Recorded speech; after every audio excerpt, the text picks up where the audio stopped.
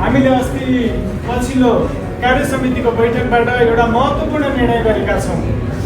त्यो महत्त्वपूर्ण निर्णय भनेको के हो भने अहिलेको युवा पुस्तालाई नेपाल रेड क्रसमा मूल प्रभावीकरण गर्नको निमित्त हामीले अहिले निःशुल्क सदस्यता वितरण अभियान सुरु गरेका छौँ। हामीले निर्णय गरेका छौँ। त्यो तपाईँहरूको लागि ठुलो अवसर छ। दोस्रो विषय म साथीहरूलाई यतातिर पनि ध्यान आकृष्ट गराउँछु।